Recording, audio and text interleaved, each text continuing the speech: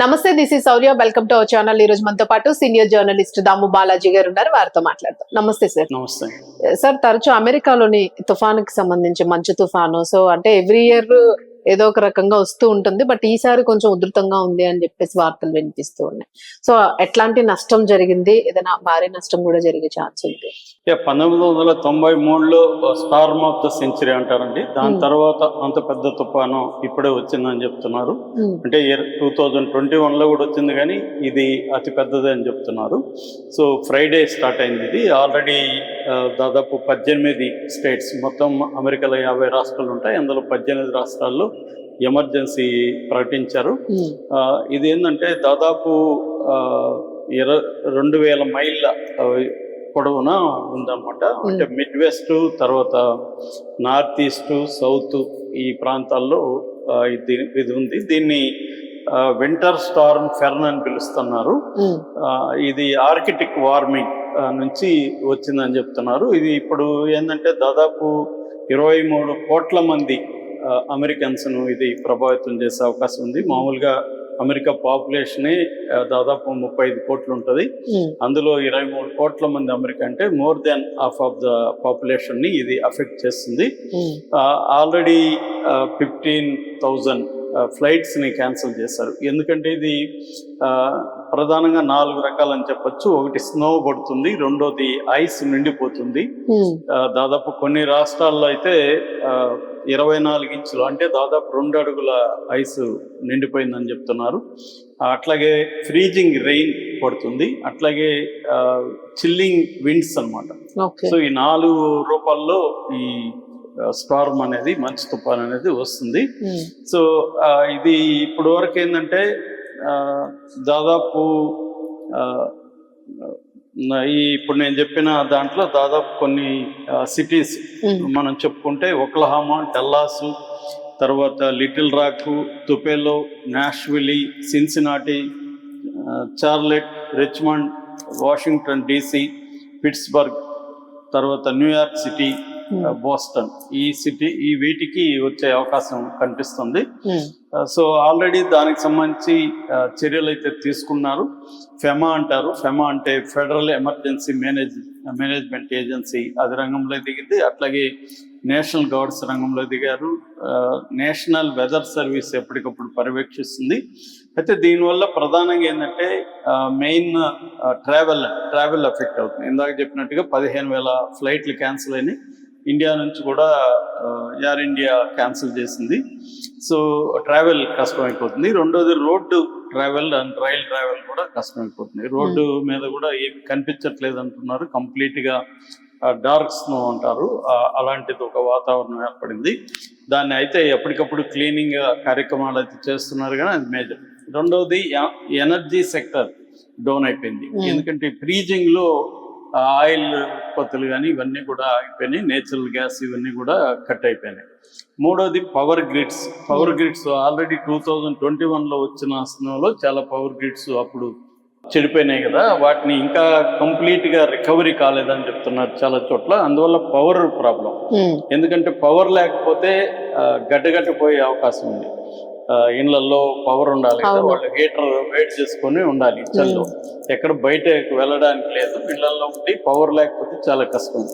So దానివల్ల ఏమవుతుందంటే hypothermia అంటారు. హైపోథెర్మియా అంటే విపరీతమైన మంచుతో బాడీ మెల్లమెల్లగా గడ్డగట్టిపోయి హార్ట్ ఫెయిల్యూర్ జరుగుతుంది, కార్డియాక్ అరెస్ట్ అవుతారు.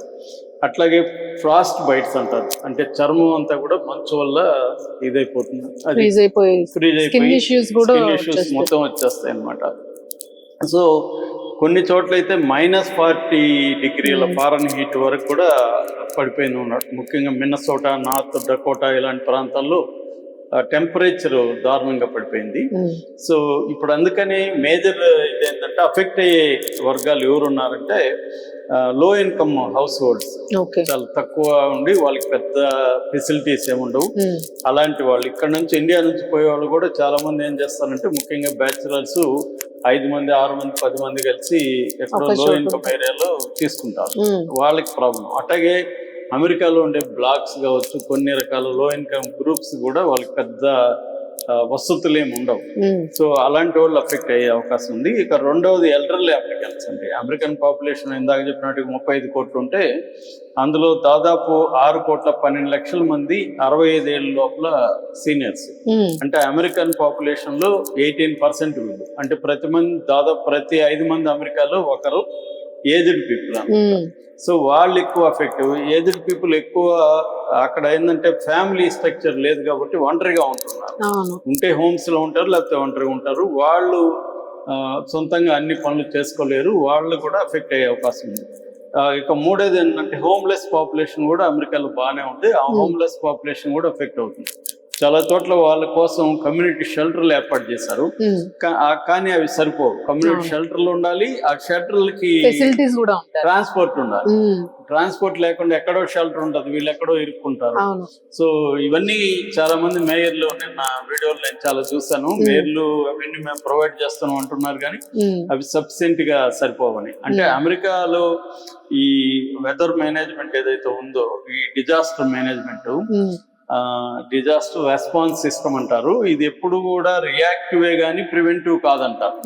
అంటే వచ్చినాక రియాక్ట్ అవుతారు కానీ ముందుగా ప్రివెంట్ చేసే కార్యక్రమాలు సరిగ్గా జరగలేదన్న విమర్శలు చాలా తీవ్రంగా వస్తున్నాయి. ఇక నాలుగోది కమ్యూనిటీ ఏంటంటే రూరల్ కమ్యూనిటీలో ఎమర్జెన్సీ సర్వీసెస్ వాళ్ళకి అందుబాటులో లేవు. సో ఈ 4 రకాల ప్రజలు అక్కడ, అంటే లో income, elderly, homeless, rural community, ఈ 4 రకాల ప్రజలు ఎక్కువగా అఫెక్ట్ అవుతారు. కొంత డబ్బుండి అన్ని ఉన్న వాళ్ళు గ్యాస్లు ఇవన్నీ పెట్టుకొని ఈ జనరేటర్స్ ఇవన్నీ సర్వైవ్ అవ్వగలుగుతారు. ఫ్యూయల్ అదంతా కూడా స్టోరేజ్ పెట్టుకుంటారు. కానీ ఈ చెప్పిన 4 సెక్షన్ల వాళ్ళు ఎక్కువ అఫెక్ట్ అయ్యే అవకాశం ఉంది. సో అందరూ కూడా ఒక భయభ్రాంతమైన పరిస్థితి కనబడుతుంది. అనేక వీడియోలు ఆల్రెడీ సోషల్ మీడియాలో వస్తున్నాయి. వాళ్ళ వీధుల్లో ఎట్లా ఉంది, మంచు ఎట్లా కురుస్తుంది, రోడ్లందరూ నిండిపోవడం, కొన్ని వెహికల్స్ ఇరుక్కుపోవడం, అక్కడ నుంచి బయటికి రాలేరు, బయట గవర్నమెంట్ నుంచి హెల్ప్ అందితే తప్ప రాలేని పరిస్థితి ఉంది. సో ఇది ఇప్పుడు ఏం జరుగుతుందని చూడాలి. ఏదేమైనా ఒక భయానక వాతావరణం అయితే కనబడుతూ ఉంది అమెరికాలో. ఇది ఏంటంటే సైంటిస్టులు చెప్తున్నది ఏమంటే గ్లోబల్ వార్మింగ్ గురించి ఎప్పటి నుంచి హెచ్చరిస్తున్నాము. ఈ ఆర్కిటిక్ లో గ్లోబల్ వార్మింగ్ పెరగడం వల్ల మంచు కరిగి పోలార్ వోర్టెక్స్ డిప్ అంటారు. పోలార్ వోర్టెక్స్ డిప్ వల్ల ఈ మంచు తుఫాన్ ఏర్పడింది. ఇంకా రాను ఇది ఏమిటంటే న్యూ వింటర్ నార్మల్ అంటున్నారు. ఎవరి ఇయర్ ఇంకా దీనికి అలవాటు అయిపోవాల్సింది, దానికి రెడీ అవ్వాల్సింది అమెరికా. అంటే దీన్ని నుంచి తప్పించుకునేది కనబడట్లేదు. సో అందుకని ఇది న్యూ వింటర్ నార్మల్ గా మనం చెప్పుకోవచ్చు. ఇంకా ఎవరి ఇయర్ మనం పెరిగేదే కానీ తగ్గే అవకాశం లేదని చాలా మంది సైంటిస్టులు చెప్తున్నారు. దీనికి ప్రధాన కారణం ఇందాక చెప్పినట్టుగా గ్లోబల్ క్లైమేట్ చేంజ్ అనేది ప్రపంచవ్యాప్తంగా జరుగుతుంది. మొన్న చూసాము యూరోప్ అంతా కూడా మంటలు అనేక చోట్ల వైల్డ్ ఫైర్ వ్యాపించింది. అమెరికాలో కూడా చాలా చోట్ల వైల్డ్ ఫైర్ వ్యాపించింది. ఇప్పుడేమో ఎక్స్ట్రీమ్, అంటే ఈ క్లైమేట్ ఎక్స్ట్రీమ్స్ అనేది ఒక న్యూ నార్మల్ గా యూరోప్, అమెరికా ఈ ప్రాంతాల్లో అయిపోయింది అనమాట. మనకు కూడా ఇండియాలో కూడా అది కనిపిస్తుంది. ఈ మధ్యకాలంలో విపరీతమైన వర్షాలు అయితే కూడా మళ్ళీ చలి కాలం ఇక్కడ పెరగడం, ఇలాగా ఇక్కడ కూడా ఎక్స్ట్రీమ్స్ అనేవి కనిపిస్తుంది. దీనికి కారణం ప్రధానంగా గ్లోబల్ క్లైమేట్ చేంజ్, వార్మింగ్ అవచ్చు, చేంజ్ కావచ్చు. దీన్ని పట్టించుకోవట్లేదు. ముఖ్యంగా ట్రంప్ వచ్చినాక దాని నుంచి బయటకు వచ్చేసాడు. ఆ సమావేశాల్లో వాటి గ్రూప్ నుంచి ఫండింగ్ కూడా ఆపేశాడు. గ్లోబల్ క్లైమేటిక్ కావచ్చు, రీసెర్చ్ కావచ్చు. సో ఇది క్లియర్ గా మ్యాన్ మేడ్ సంక్షోభమే అనేది చెప్తున్నారు. సో ఏదేమైనా అమెరికన్ ప్రజలు బిక్కుమంటూ ఇళ్లలో ఉండాలని పరిస్థితి అయితే చాలా చోట్ల కనబడుతుంది. ట్రంప్ పక్క దేశాల మీద దృష్టి పెడుతున్నాడు, కానీ ఇప్పుడు ఆ దేశంలో ఇంత పెద్ద వచ్చిందంటే ఆయన ఫెయిల్యూర్ గా కూడా అనుకోవచ్చు కదా సార్ కొంత. ఆయన అంటే ఏ గవర్నమెంట్ ఆయన వచ్చి 1 year అయింది, కానీ గవర్నమెంట్స్ అన్ని కూడా ఇందాక చెప్పినట్టు ప్రివెంటివ్ స్టెప్స్ తీసుకోవడంలో ఫెయిల్యూర్ అనేది అమెరికాలో ఉండే చాలా మంది మేధావులు విమర్శిస్తూ ఉన్నారు. Thank you.